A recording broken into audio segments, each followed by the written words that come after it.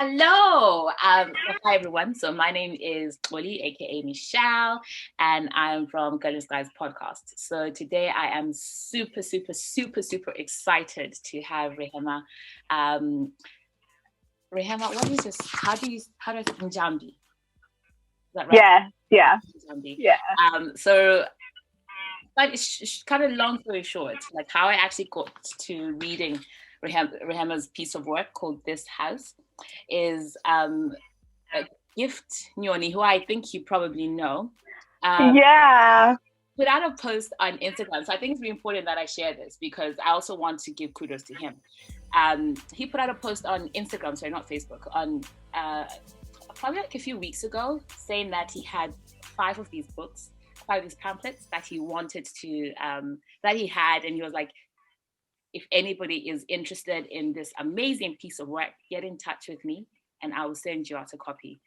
Me being me, I think I was like, I probably must have been the first person to kind of go on to see the person was like, yes, me, send it to me. And reason being, I really just like I gave birth like 7 weeks ago, so I'm really looking for something light to get into. And I read this Oh dear. day, in less than a day, and I was reading it, and I was reading it to my daughter as well. So shout out to Gift. Thank you so much for this. Um, and then there's a poem that I will get into it, but there's a poem in there that I was like, oh my God, like I would love to speak to her just to kind of get her thought process. Like, what was she thinking when she was writing this? And I was like, so I reached out to her, to Rehema on social media, on Twitter, and I said, oh my God, it would be amazing to have you on. And lo and behold, here you are. So it's absolutely amazing. So just to give you a few facts about Rehema. So she is a Kenyan-born, British raised. This is her first piece of work, amazing piece of work.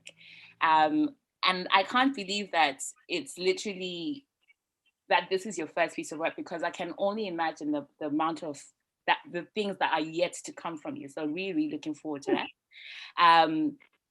You were shortlisted for the Merky Books New Writers Prize in December 2020. And you're a published author. It's shocking to me every time that like statement happens. I'm just like, who is that person? Do you feel like there's a bit of a disconnect? Do you feel like it's like they're talking about somebody else? It's odd. It's weird because so yes and no. I mean, I've worked in publishing for the last 7 years, so that was like my career. So I know books in the book world, and I've always loved reading. So this is kind of my home in a way. And publishing is like the dream. I think for any writer, whether you do it through self-publishing or more traditional means, you want to have your name on something printed. There's something really beautiful about that. But when I remember when it actually happened and like the book came in the post and I was like, I'm holding my book.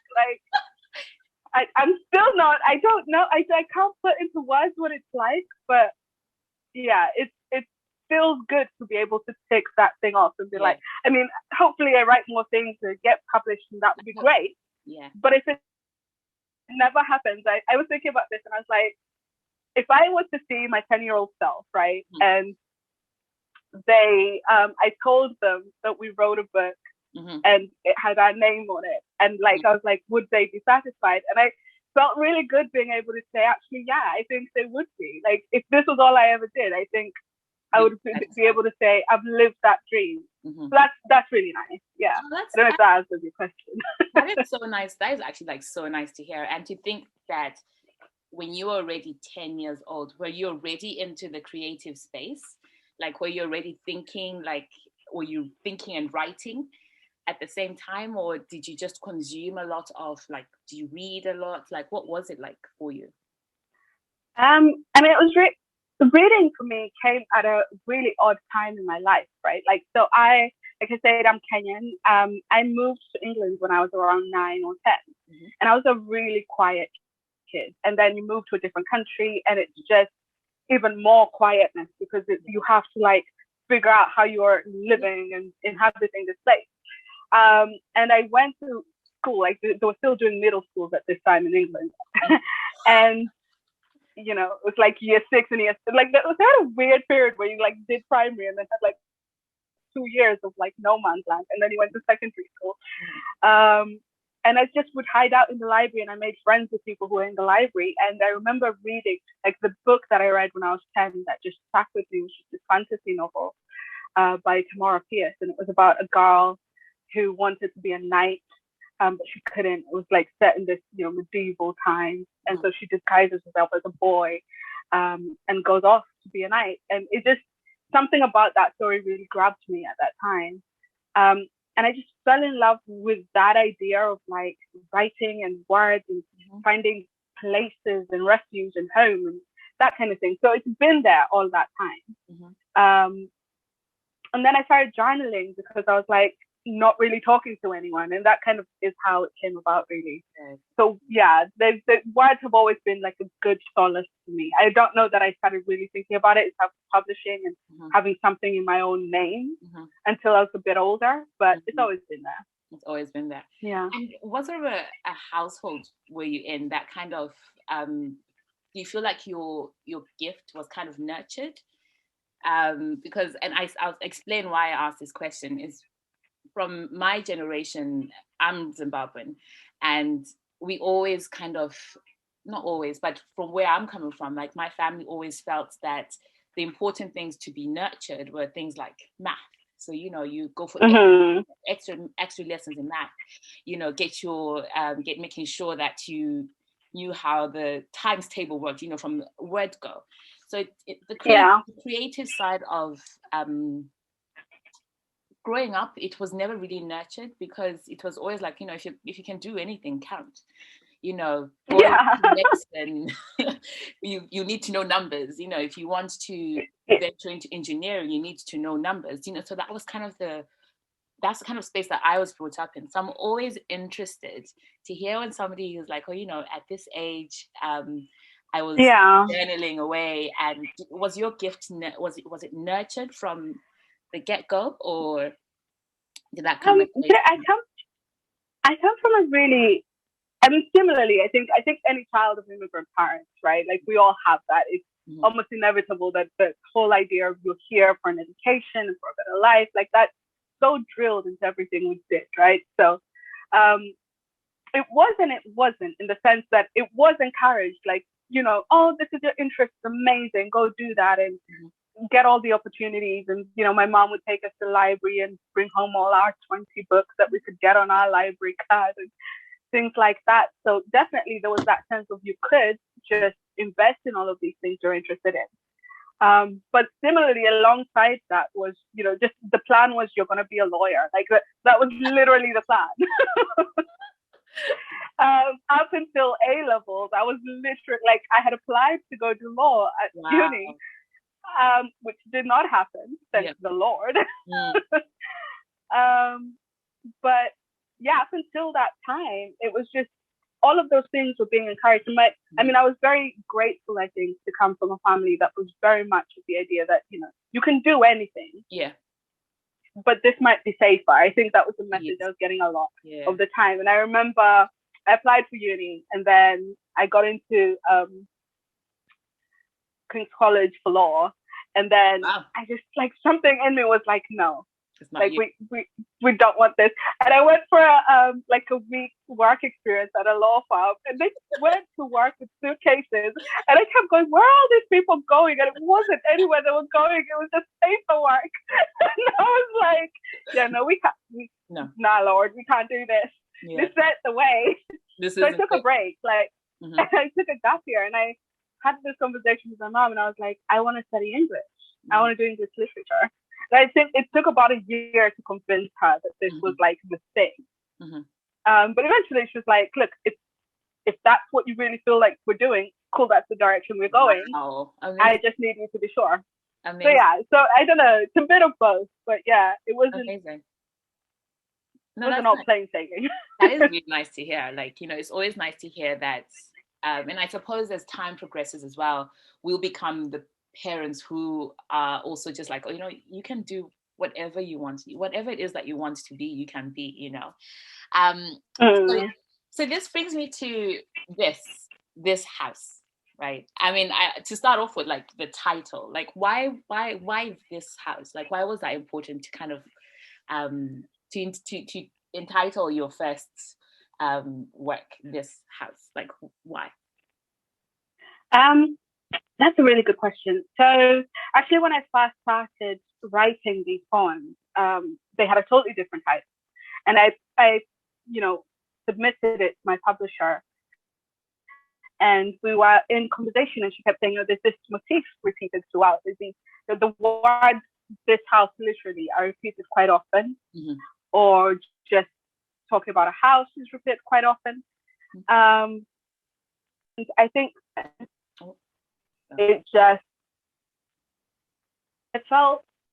I wanted to talk about the conversations I felt like I grew up having with the women in my house, right? Like, when you come from the kind of communities you come from, aunties, like it's just standard, right? Like you will find yourself in a kitchen somewhere, in a room somewhere, and the women will be talking, and inevitably it will lead into this. Even when they're having conversations amongst themselves, there's this little bit of like wisdom thrown in, or like just a cautionary tale thrown in. And I felt like there was a lot of that I had growing up. And I'd got to a place where I was really beginning to examine my relationship with womanhood, and with being an immigrant woman, with being a Black woman, with being just who was I, like with faith, with everything. And it was becoming so intense in my head. And it just kind of collapsed into this place where I started imagining I was having conversations with lots of other Black women in this house. And what were they saying? What were their stories? And a lot of it is fed into by a lot of the things I grew up hearing and the stories I grew up hearing. But I also, I was really privileged and very lucky to come from a very open community. I mean, the Kenyan community, at least in Oxford, there's a lot of us.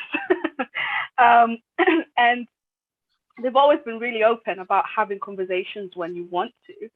So I put out like a message in WhatsApp, and my mom shared it, and the other aunties shared it, and I just say, I really want to talk to women about certain topics, and it will be anonymous, and there'll be a forum, and just if you're okay and if you're open with that, can we have a conversation? And I had so many great responses.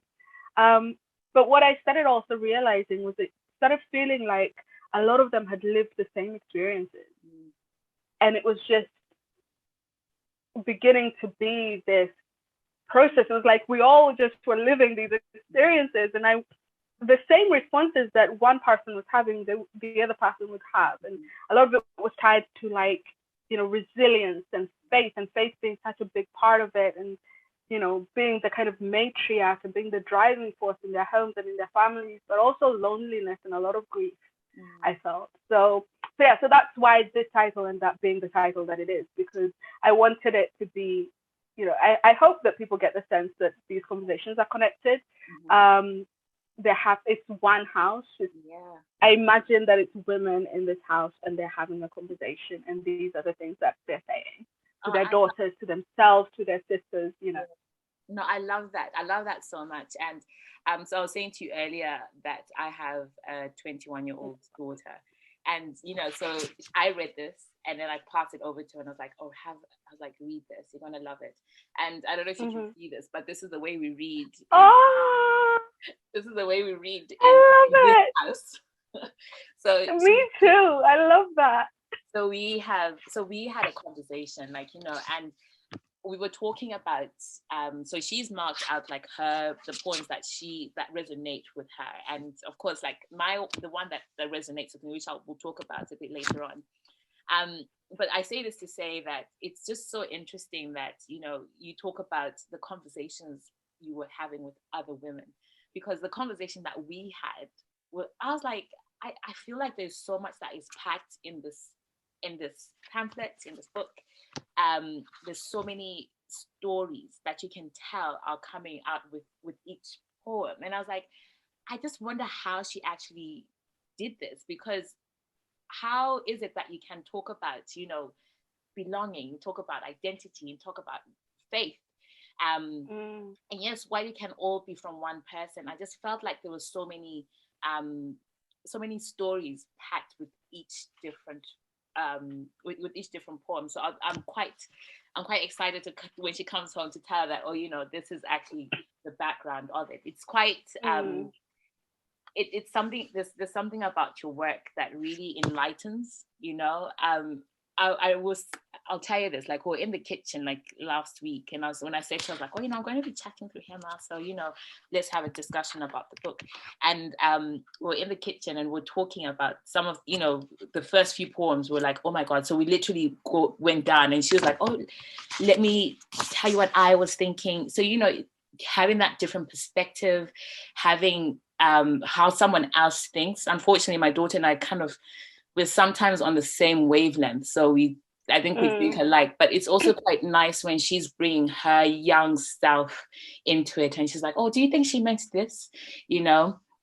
And I'll give you like an example, like your very first poem in the book, that all these truths will set you, all these truths you never set free. So we were talking about how, so the last line, so I'll just read the whole thing. You talk about, I reach for the pen and I remember that you wanted this for yourself. This selfishness of pen and paper and solitude, hand gripped over muse's wrist. Anything to keep this gift that you once had but could not turn into anything. All these truths you never set free, resting in the hands you gave me. So we were chatting and we were like, so who do you think she is talking about? Who do you think is this person who had these truths that were never set free, and they are now resting in your hands? So we were just having a bit of a discussion about that, and we're talking about, oh, is it your mom? Is it, you know, but who, did you have somebody in mind, or was it one of the women that you had been speaking to who kind of gave you this, like, where did this particular poem come, like, do you remember, like, which direction it came from? Yeah, it's a little bit of both. So it's really tricky, right, with this poem, because a lot of it is so centered. It centers a lot of the stories about women. But in this particular poem, I think one of the interesting, and I love this as well about poetry, is that there's so many interpretations to it. There's where I'm coming from, and then there will be what someone else takes from it. And I think that's what I love about it. For me, when I started writing this, I was having a conversation with my brother, who is 27 now. And we were talking about, he's a new father. And we were talking about fatherhood, and, you know, he didn't grow up with a father. We didn't grow up with our dad. But one of the things that I know I got from my father is this ability to write. He was an amazing writer. And that has always kind of sat in the back of my head, right? That my hands are his hands, and these gifts are the gifts that he had, and I hope to make something of them. But in that context, you know, the impact of like an absentee father or things like that have such an impact on girls, on women, on relationships, you know, that you see within the houses that you live in. So I think for me, beginning there was really just it was a surprise, because I didn't intend it, but it was also just this real acknowledgement that even within this work and this context and this frame of centering women and talking about women's stories, you cannot get away from that.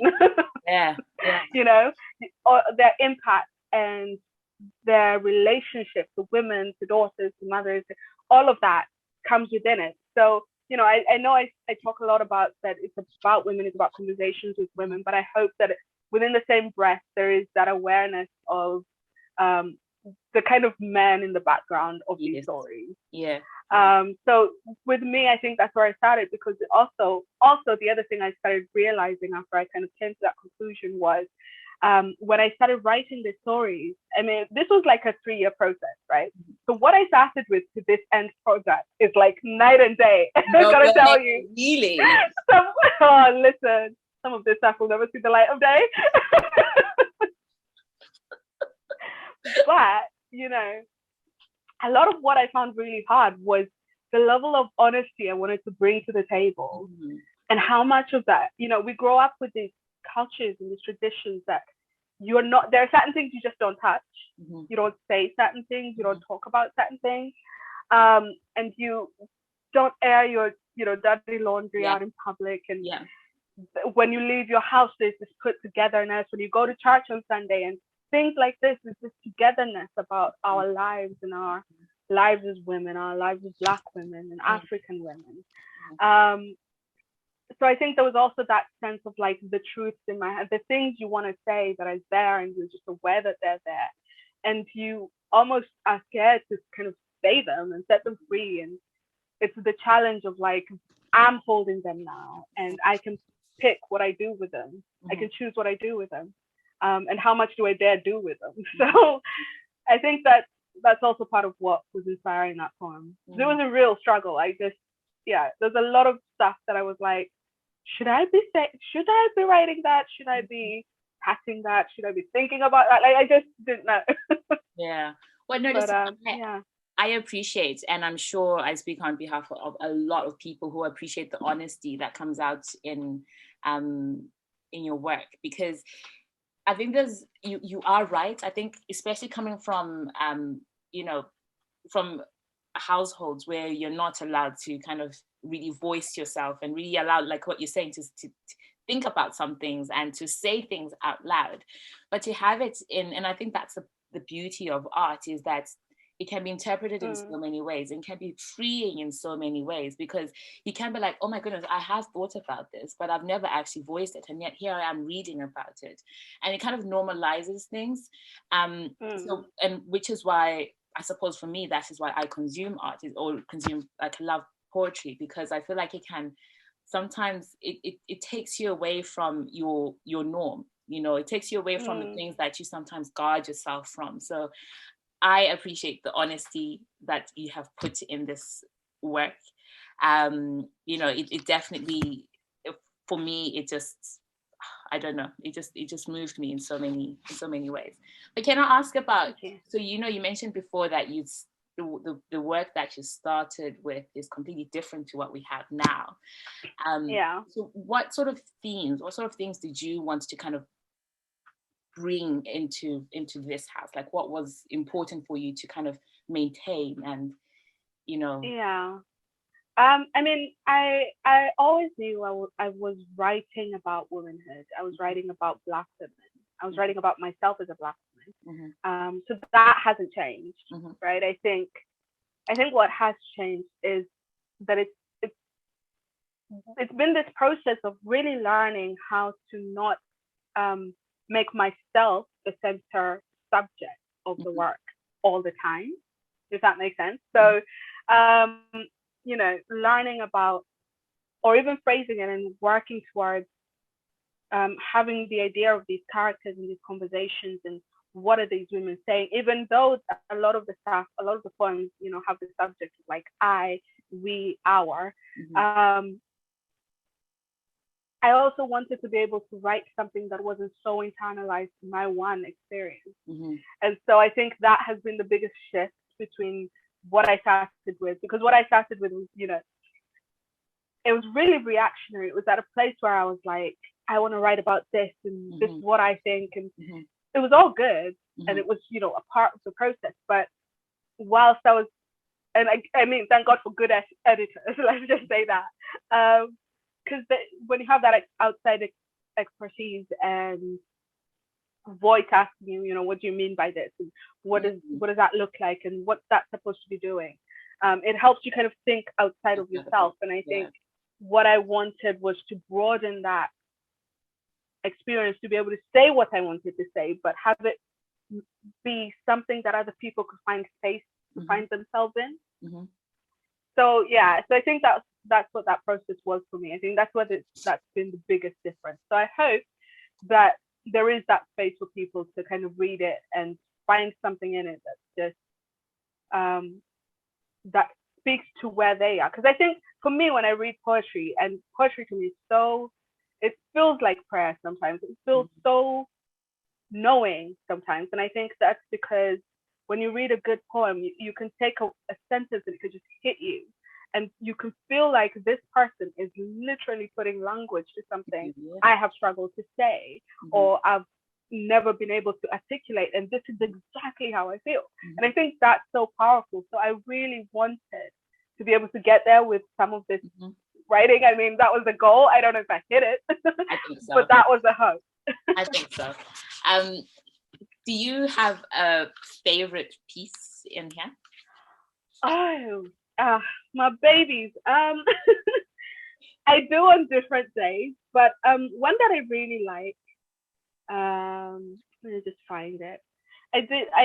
There's one particular poem which, for whatever reason, I think really became one of my favorites. It's called "I Make Small Observances for You," and I love this poem.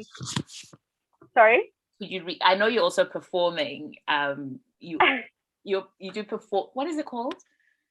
Performance poetry. Yes. I used to, not so much anymore, but that's where I started. That's how I met Gift. He signed me up to do a performance poetry thing. Oh wow! When we met, and here I am now. So you know what? He's been such a champion. I should pay him like royalties or something. Wow. Well, here I am through Gift, so you know. So do you mind reading I Make Smaller Observances for you? No, not at all. Every now and then, I wake myself up and make observances for you. Head bowed, I pick a color you would love, drape it around my neck and make my way to the graveyard. I bring you the phrases you love, cradled in flowers you would loathe for their soft willingness to live. I lay them at the mouth of your door, these no one wants yous, and these the better off dead. Oleander aconitum, Carolina jessamine, all to remind you that I buried you and it was good. Wow. Yeah, I really love that poem for some reason. It just, I don't know. What does it remind you of? Like what? I think what I love about it is I feel like I think it to me has this image, right? So, you know, it's this woman and she's going to the graveyard and she's doing it deliberately, right? Where she goes through this process and she puts on, you know, things from her previous relationship and whatever. And she's doing it not as an act of grieving, but as a reminder that she's lived past this experience, past this person. Yeah. And I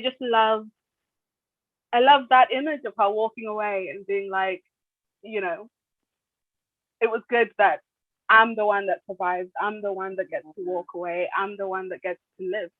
And so it lists as well, you know, Oleander aconitum, Carolina jessamine. These are names of flowers that are poisonous.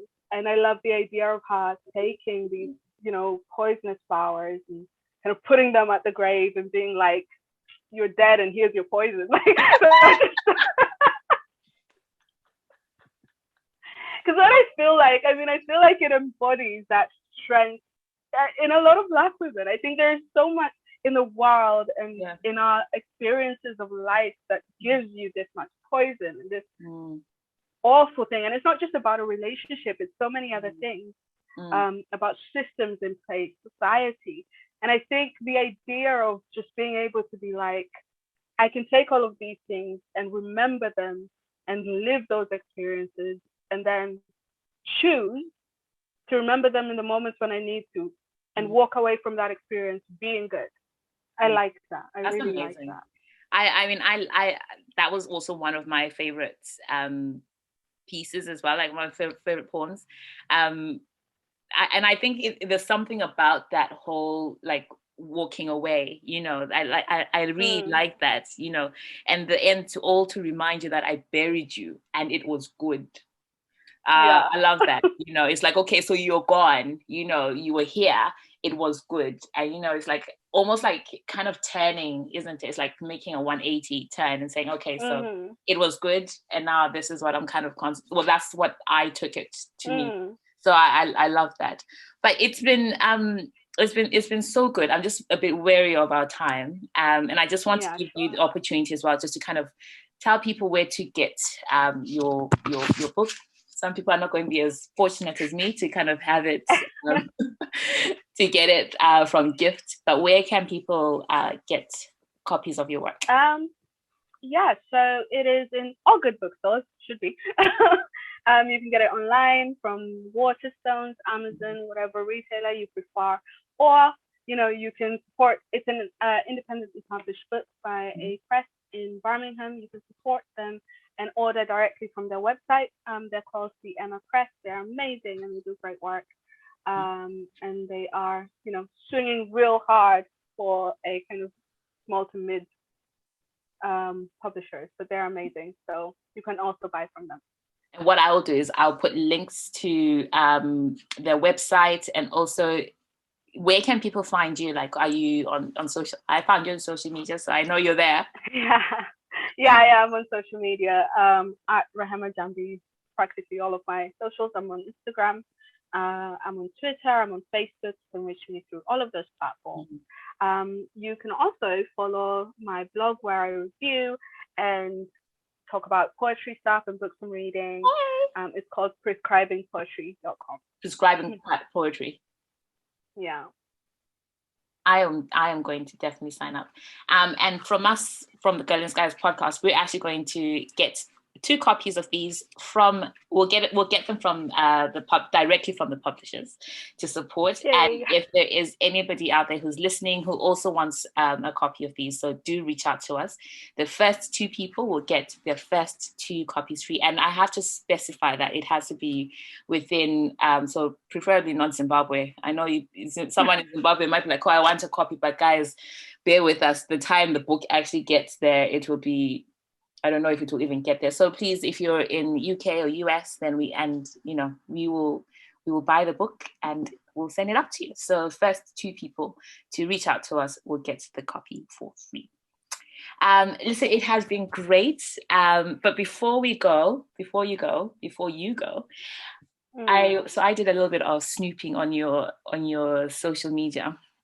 And I found something that I was like, oh my God. So I realized that we're both fans of Married at First Sight Australia. And I saw something that really disturbed me. I was like, what went on? Like with you have been going on and on and on about, not on and on, but you have mentioned a couple of times about Georgia, that Georgia didn't deserve this. So you may as well just tell me what it is that she does. I haven't even seen that bit yet. Want the spoilers? Just spoil it, because I'm now curious. I'm like, what the hell happened? No, okay, this is about to be a full-on rant because it just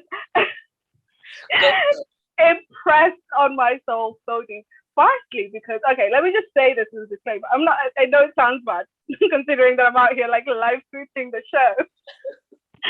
But I'm not normally a reality TV watcher. This one just grabbed me somehow. Like, I think I fell into an episode and now, a whole season later, here I am. Yeah. But Georgia and Liam, so they had this moment at the kind of final dinner thing where Liam kind of turned around and he basically, they had the honesty box, right? And the question was, will your friends and family like me? And Liam said to Georgia, actually, no, they're going to hate you. And his delivery was very wrong, right? It was, in my opinion, completely wrong. And he would not stop. Like, oh no, I kid you not, he would not stop. And she starts crying and she really just, this poor girl, it's just, you can see that she is feeling so terrible because he's like, they won't like that you're really snobby. They won't like that. Like, they'll think you're snobby. They'll think that you're too high maintenance. They won't like that you all of these things, right? Basically, it was intense. So then at the final vows, this is the bit that killed it for me. So firstly, shout out to George's mom. They go home and she goes to see her mom, and her mom gave her really amazing advice, which, by the way, I think George's mom should just be the expert on all of these shows because I don't know what was happening this season. I know, so bad. I'm like, like, this is just, it's in my soul so deep. Like, I can't even. But anyway, so George's mom, we love her. She's amazing. And then she says to Georgia, basically, look, what really happened was that he tore down your confidence. And, he made you feel less about yourself. And that's not what you want. He was telling you that you're not good enough or you're too much or all of these things. And that's the actual essence of the message of what he was saying. And it's made you, really question yourself. And I've never seen you like this. And she's like, yeah, you know what? That's true. I'm going to go tell him that. She writes the vows and she's like, look, when you said X, Y, and Z, it made me feel like, and she basically explains, she's like, you were, in other words, gaslighting me and making me feel insecure. It made me feel really threatened. Like, she basically just told him as it was. The guy could not take it. So up until this point, he's been all like, yes, we're in love, and I can't wait for us to love, have our relationship come together, and we're going to walk out of here. She says all of these things to him, and then she says, but I understand that it was maybe just a moment. I'm willing to go past it, and I want us to work it out, right? She says, I want us to work it out. What does he say? He goes, I'm sorry. I just don't want this. And God, he kicks off. I can't even say all of what he said, but it was so... Oh my God. And then he walked away and he left her standing there at the altar. And she was just crying. And I was like... She really doesn't deserve that. She's been so understanding of him. Honestly. No, listen, it's like... I can't even... It sounds like we need a part 2 to kind of decipher like what happens in maths. Like there's a lot to talk about from this whole season, and I think this is so toxic. I'm like sometimes like these guys, like how are they actually allowing this to happen? But anyway, story for another day. Thank you so much for this. I appreciate it. I love your work so much. I almost feel like we need a part 2. Like I said, like what we'll do is if people get out and read your book and they have questions, and maybe what we'll do is I'll get in touch with you and like, oh hey, would you just do like something for us just to kind of have an evening with you. I value and I love these conversations so much. I feel like I had so many questions for you, but I think just because of our time, I don't want to kind of go over. So we'll be in touch. I'll keep in touch with you, and hopefully, fingers crossed, we can do something again. I would absolutely love that. I think my daughter as well. Unfortunately, she was like she's finishing work late today. I know that she was like, oh, I want to come and meet her. So I'm hoping that I have done this justice. But thank you so much. So guys, do go out and get this house. Like I said, if you reach out to us, so I'm going to do a service like Gift Nyoni did for us, in that if there is anybody who wants copies of this, reach out to us. But like I said, ideally you need to be in a place where we can post it and know that it's going to get there in time and actually physically get there. So reach out to us and let us know. And then we will hopefully have more discussions like this in the future. I would love to. Thank you so much for having me. It's been lovely. Thank you.